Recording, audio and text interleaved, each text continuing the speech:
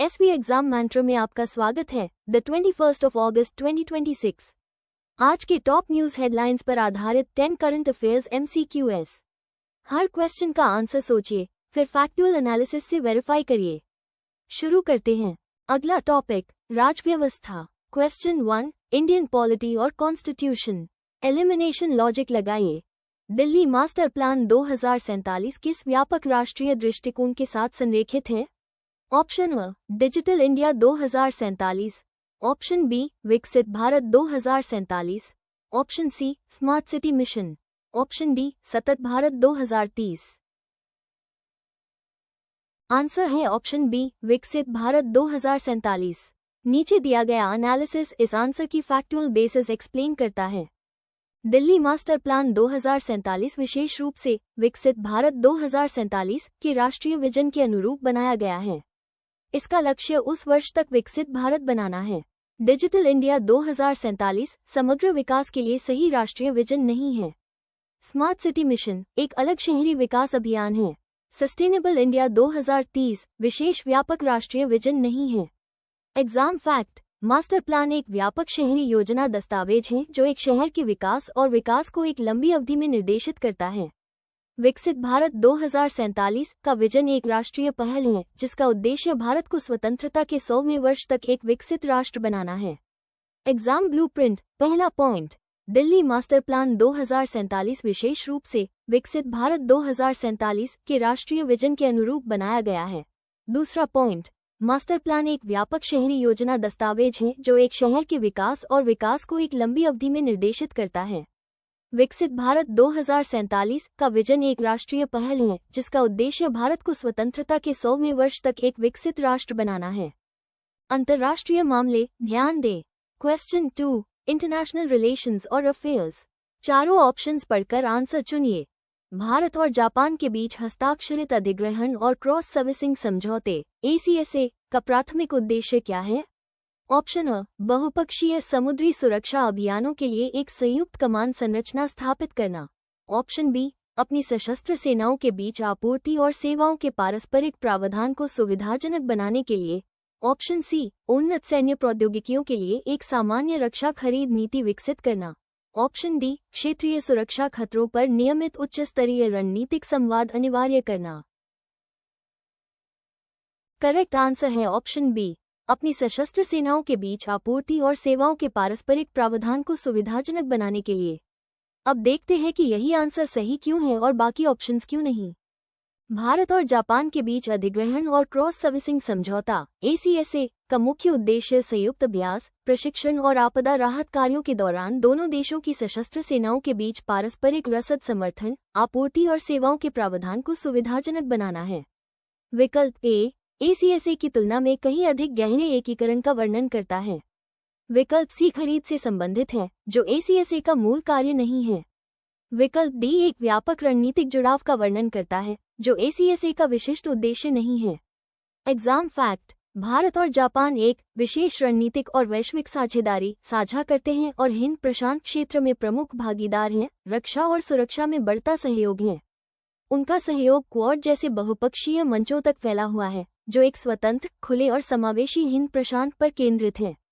Exam blueprint. पहला point, Bharat और Japan के बीच अधिग्रहण और क्रॉस सर्विसिंग समझौता ACSA का मुख्य उद्देश्य संयुक्त अभ्यास, प्रशिक्षण और आपदा राहत कार्यों के दौरान दोनों देशों की सशस्त्र सेनाओं के बीच पारस्परिक रसद समर्थन, आपूर्ति और सेवाओं के प्रावधान को सुविधाजनक बनाना है। दूसरा पॉइंट, भारत और जापान एक विशेष रणनीतिक और वैश्विक साझेदारी साझा करते हैं और हिंद प्रशांत क्षेत्र में प्रमुख भागीदार हैं। रक्षा और सुरक्षा में बढ़ता सहयोग है। उनका सहयोग क्वाड जैसे बहुपक्षीय मंचों तक फैला हुआ है जो एक स्वतंत्र, खुले और समावेशी हिंद प्रशांत पर केंद्रित है। अब विज्ञान और प्रौद्योगिकी पर फोकस करते हैं। क्वेश्चन 3, साइंस और टेक्नोलॉजी। एलिमिनेशन लॉजिक लगाइए। किस कंपनी ने इलेक्ट्रॉनिक्स और सूचना प्रौद्योगिकी मंत्रालय MITY के साथ मिलकर PM गतिशक्ति पहल को बारीक डेटा इंटेलिजेंस के साथ मजबूत किया है? Option A, Google Pay. Option B, PhonePe. Option C, Paytm. Option D, BharatPe. Answer है ऑप्शन बी, फोन पे। नीचे दिया गया एनालिसिस इस आंसर की फैक्चुअल बेसिस एक्सप्लेन करता है। फोनपे ने पीएम गतिशक्ति पहल को बढ़ाने के लिए मितवाई के साथ ग्रेन्युलर डेटा इंटेलिजेंस का लाभ उठाने के लिए साझेदारी की है। गूगल पे एक डिजिटल भुगतान सेवा है, लेकिन इस विशिष्ट सहयोग में भागीदार नहीं है। पेटीएम एक अन्य भारतीय ई-कॉमर्स भुगतान प्रणाली और वित्तीय प्रौद्योगिकी कंपनी है जो इस साझेदारी में शामिल नहीं है। भारत पे भी एक फिनटेक कंपनी है जिसने पीएम गतिशक्ति के लिए मितवाई के साथ साझेदारी नहीं की। Exam fact: PM GatiShakti Bharat में multi modal connectivity infrastructure development के लिए एक राष्ट्रीय मास्टर प्लान है। इसका उद्देश्य विभिन्न मंत्रालयों में परियोजनाओं की एकीकृत योजना और सिंक्रोनाइज कार्यान्वयन के माध्यम से लॉजिस्टिक्स दक्षता में सुधार और लागत को कम करना है। एग्जाम ब्लूप्रिंट: पहला पॉइंट, फोनपे ने पीएम गतिशक्ति पहल को बढ़ाने के लिए मितवाई के साथ ग्रेन्युलर डेटा इंटेलिजेंस का लाभ उठाने के लिए साझेदारी की है। दूसरा पॉइंट, पीएम गतिशक्ति भारत में multi modal connectivity infrastructure development के लिए एक राष्ट्रीय मास्टर प्लान है। इसका उद्देश्य विभिन्न मंत्रालयों में परियोजनाओं की एकीकृत योजना और सिंक्रोनाइज कार्यान्वयन के माध्यम से लॉजिस्टिक्स दक्षता में सुधार और लागत को कम करना है।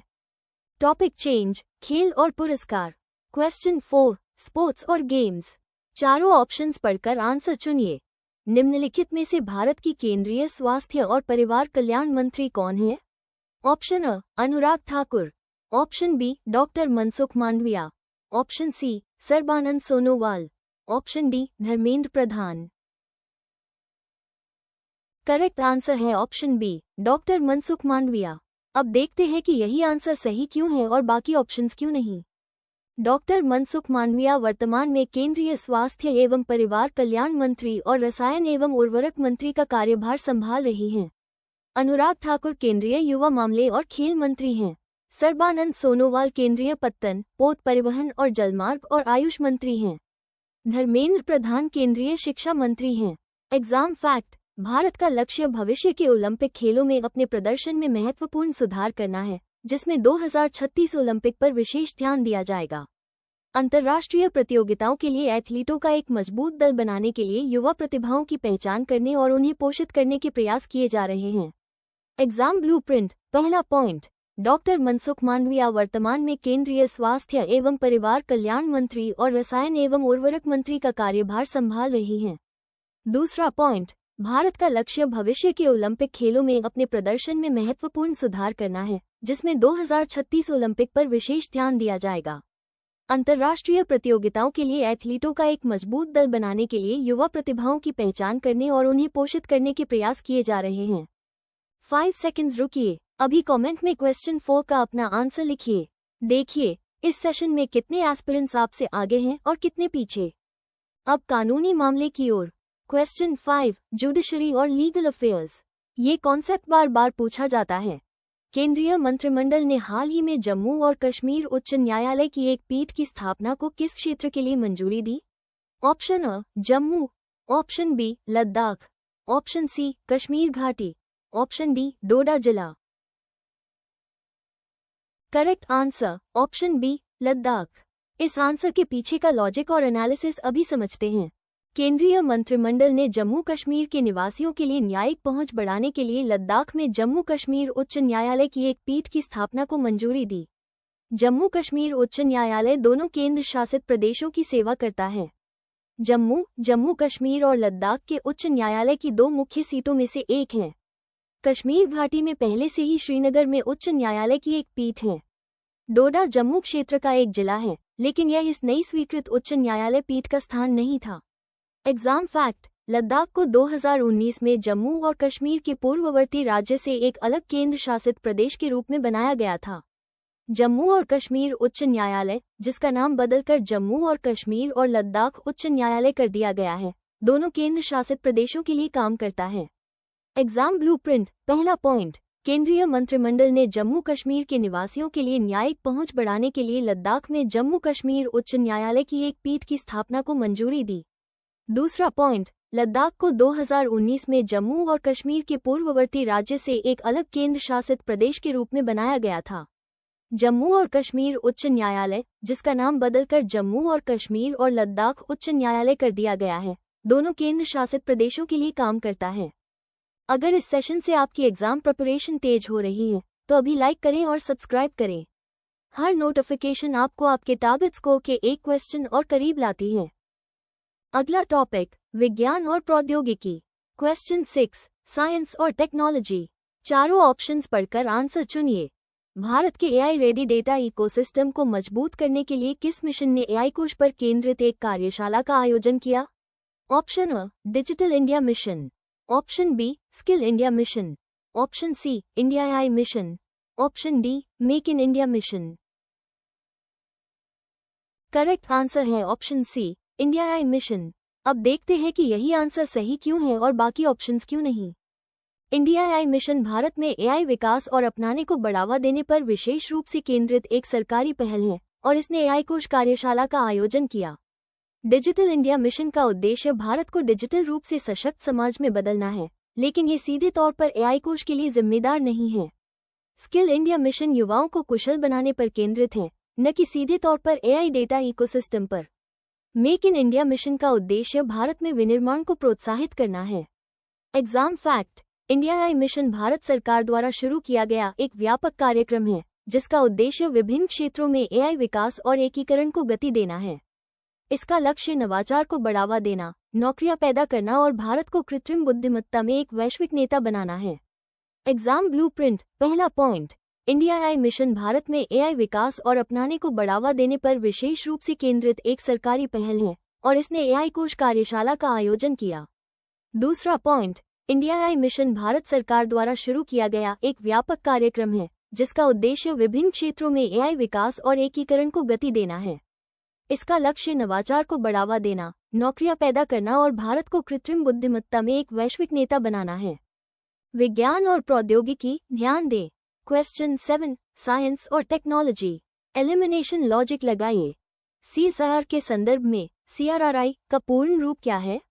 ऑप्शन अ मध्य रेलवे अनुसंधान संस्थान, ऑप्शन बी केंद्रीय सड़क अनुसंधान संस्थान, ऑप्शन सी ग्रामीण अनुसंधान और नवाचार परिषद, ऑप्शन डी नवीकरणीय संसाधन और उद्योग केंद्र। आंसर है ऑप्शन बी केंद्रीय सड़क अनुसंधान संस्थान। नीचे दिया गया एनालिसिस इस आंसर की फैक्चुअल बेसिस एक्सप्लेन करता है। सीआरआरआई का मतलब सेंट्रल रोड रिसर्च इंस्टीट्यूट है, जो सीएसआईआर के तहत सड़क अनुसंधान पर ध्यान केंद्रित करने वाली एक घटक प्रयोगशाला है। सेंट्रल रेलवे रिसर्च इंस्टीट्यूट गलत है क्योंकि सीआरआरआई सड़कों से संबंधित है। Council for rural research and innovation गलत है क्योंकि यह संस्थान के प्राथमिक डोमेन से मेल नहीं खाता है। Centre for renewable resources and industry गलत है क्योंकि सीआरआरआई का जनादेश विशेष रूप से सड़क से संबंधित है। एग्जाम फैक्ट: सीएसआईआर वैज्ञानिक तथा औद्योगिक अनुसंधान परिषद भारत का सबसे बड़ा अनुसंधान एवं विकास संगठन है, जिसकी स्थापना 1942 में हुई थी। ये भारत सरकार के विज्ञान एवं प्रौद्योगिकी मंत्रालय के अधीन एक स्वायत्त निकाय है, जिसके अंतर्गत राष्ट्रीय प्रयोगशालाओं का एक नेटवर्क है। Exam blueprint. पहला पॉइंट, सीआरआरआई का मतलब सेंट्रल रोड रिसर्च इंस्टीट्यूट है, जो सीएसआईआर के तहत सड़क अनुसंधान पर ध्यान केंद्रित करने वाली एक घटक प्रयोगशाला है। दूसरा पॉइंट, सीएसआईआर वैज्ञानिक तथा औद्योगिक अनुसंधान परिषद भारत का सबसे बड़ा अनुसंधान एवं विकास संगठन है, जिसकी स्थापना 1942 में हुई थी। ये भारत सरकार के विज्ञान एवं प्रौद्योगिकी मंत्रालय के अधीन एक स्वायत्त निकाय है, जिसके अंतर्गत राष्ट्रीय प्रयोगशालाओं का एक नेटवर्क है। 7 क्वेश्चंस हो गए। अब तक कितने सही? क्वेश्चन 8 से पहले अपना रनिंग स्कोर कमेंट में डालिए। 3 क्वेश्चंस बाकी हैं, स्कोर और बेहतर हो सकता है। अब राज्य व्यवस्था पर फोकस करते हैं। क्वेश्चन 8 इंडियन पॉलिटी और कॉन्स्टिट्यूशन। चारों ऑप्शंस पढ़कर आंसर चुनिए। लद्दाख की वर्तमान लेफ्टिनेंट गवर्नर कौन है? Option A Manoj Sinha, option B Anil Baijal, option C BD. Mishra, option D Radha Krishna Mathur. Correct answer है option C BD.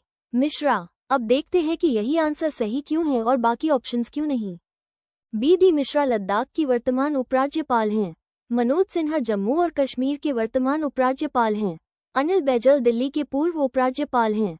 Radha Krishna Mathur Ladakh के पहले उपराज्यपाल थे। एग्जाम फैक्ट: लद्दाख 31 अक्टूबर 2019 को जम्मू और कश्मीर राज्य के पुनर्गठन के बाद केंद्र शासित प्रदेश बन गया। केंद्र शासित प्रदेशों का प्रशासन करने के लिए भारत के राष्ट्रपति द्वारा उपराज्यपालों की नियुक्ति की जाती है। Exam blueprint. पहला पॉइंट, बी.डी. मिश्रा लद्दाख की वर्तमान उपराज्यपाल हैं। दूसरा पॉइंट, लद्दाख 31 अक्टूबर 2019 को जम्मू और कश्मीर राज्य के पुनर्गठन के बाद केंद्र शासित प्रदेश बन गया।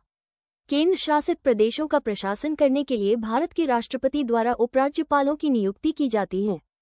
टॉपिक चेंज, राजव्यवस्था। क्वेश्चन 9, इंडियन पॉलिटी और कॉन्स्टिट्यूशन। एलिमिनेशन लॉजिक लगाइए। असम की वर्तमान मुख्यमंत्री कौन है? Option A, Pema Khandu. Option B, Himanta Biswa Sarma. Option C, N Biren Singh. Option D, Conrad Sangma. Answer है ऑप्शन बी, हिमंत बिस्वा शर्मा। नीचे दिया गया एनालिसिस इस आंसर की फैक्चुअल बेसिस एक्सप्लेन करता है। हिमंत बिस्वा शर्मा असम के वर्तमान मुख्यमंत्री हैं। पेमा खांडू अरुणाचल प्रदेश के मुख्यमंत्री हैं। एन बीरेन सिंह मणिपुर के मुख्यमंत्री हैं। कॉनराड संगमा मेघालय के मुख्यमंत्री हैं। एग्जाम फैक्ट, हिमंत बिस्वा शर्मा असम के वर्तमान मुख्यमंत्री हैं। Exam blueprint. पहला पॉइंट, हिमंत बिस्वा शर्मा असम के वर्तमान मुख्यमंत्री हैं। दूसरा पॉइंट, हिमंत बिस्वा शर्मा असम के वर्तमान मुख्यमंत्री हैं। अब बैंकिंग की ओर। क्वेश्चन 10, बैंकिंग और फाइनेंशियल अवेयरनेस। ये कॉन्सेप्ट बार बार पूछा जाता है। Security printing and minting corporation of India limited (SPMCIL) की केंद्रीय सार्वजनिक क्षेत्र उद्यम (CPSE) के रूप में वर्गीकरण स्थिति क्या है? Option A, Navratna. Option B, Miniratna श्रेणी A. Option C, Miniratna श्रेणी 2। Option D, Maharatna. Correct answer option B, Miniratna श्रेणी आई। इस आंसर के पीछे का लॉजिक और एनालिसिस अभी समझते हैं। SPMCIL को मिनी रत्न श्रेणी आई केंद्रीय सार्वजनिक क्षेत्र उद्यम के रूप में वर्गीकृत किया गया है। नवरत्न CPSE के लिए एक उच्च वर्गीकरण है जिसमें अधिक परिचालन और वित्तीय स्वायत्ता है। मिनी रत्न श्रेणी 2 CPSE के लिए अलग अलग वित्तीय और प्रदर्शन मानदंडों को पूरा करने के लिए लागू होता है। महारत्न CPSE के लिए उच्चतम वर्गीकरण है जो पर्याप्त वित्तीय और परिचालन क्षमताओं को दर्शाता है। एग्जाम फैक्ट, SPMCIL को मिनी रत्न श्रेणी आई केंद्रीय सार्वजनिक क्षेत्र उद्यम के रूप में वर्गीकृत किया गया है। Exam blueprint. पहला पॉइंट, SPMCIL को मिनी रत्न श्रेणी आई केंद्रीय सार्वजनिक क्षेत्र उद्यम के रूप में वर्गीकृत किया गया है। दूसरा पॉइंट, SPMCIL को मिनी रत्न श्रेणी आई केंद्रीय सार्वजनिक क्षेत्र उद्यम के रूप में वर्गीकृत किया गया है। Power revision, 60 second rapid fire. सभी आंसर्स बैक टू बैक। ध्यान से सुनिए और लॉक करिए। Q1, दिल्ली मास्टर प्लान 2047 किस व्यापक राष्ट्रीय दृष्टिकोण के साथ संरेखित है? विकसित भारत 2047। Q2, भारत और जापान के बीच हस्ताक्षरित अधिग्रहण और क्रॉस सर्विसिंग समझौते ACSA का प्राथमिक उद्देश्य क्या है? अपनी सशस्त्र सेनाओं के बीच आपूर्ति और सेवाओं के पारस्परिक प्रावधान को सुविधाजनक बनाने के लिए। Q3, किस कंपनी ने इलेक्ट्रॉनिक्स और सूचना प्रौद्योगिकी मंत्रालय (MITY) के साथ मिलकर PM गतिशक्ति पहल को बारीक डेटा इंटेलिजेंस के साथ मजबूत किया है? फोनपे। Q4, निम्नलिखित में से भारत की केंद्रीय स्वास्थ्य और परिवार कल्याण मंत्री कौन है? डॉक्टर मनसुख मांडविया। Q5, केंद्रीय मंत्रिमंडल ने हाल ही में जम्मू और कश्मीर उच्च न्यायालय की एक पीठ की स्थापना को किस क्षेत्र के लिए मंजूरी दी? लद्दाख। Q6, भारत के AI रेडी डेटा इकोसिस्टम को मजबूत करने के लिए किस मिशन ने AI कोष पर केंद्रित एक कार्यशाला का आयोजन किया? India AI mission. Power revision जारी, पार्ट 2 हाव्स। Q7, CSIR के संदर्भ में CRRI का पूर्ण रूप क्या है? केंद्रीय सड़क अनुसंधान संस्थान। Q8, लद्दाख की वर्तमान लेफ्टिनेंट गवर्नर कौन है? BD मिश्रा। Q9, असम की वर्तमान मुख्यमंत्री कौन है? Himanta Biswa Sharma. Q10, security printing and minting corporation of India limited (SPMCIL) की केंद्रीय सार्वजनिक क्षेत्र उद्यम CPSE के रूप में वर्गीकरण स्थिति क्या है? मिनी रत्न श्रेणी आई। Power revision complete. जिस आंसर में डाउट था उसे एग्जाम से पहले एक बार और देखें। आज का डेली अमोल लोड हो गया। कमेंट में फाइनल स्कोर अभी डालें। वीकली टेस्ट लिखें। लाइव टेस्ट लिंक तुरंत मिलेगा। अपनी रैंक जानिए। आज की फ्री PDF टेलीग्राम पर पिन है, डिस्क्रिप्शन में लिंक है। सब्सक्राइब करें, बेल दबाएं। हर वीडियो आपको कंपटीशन से एक कदम आगे रखता है। कल इसी समय मिलते हैं।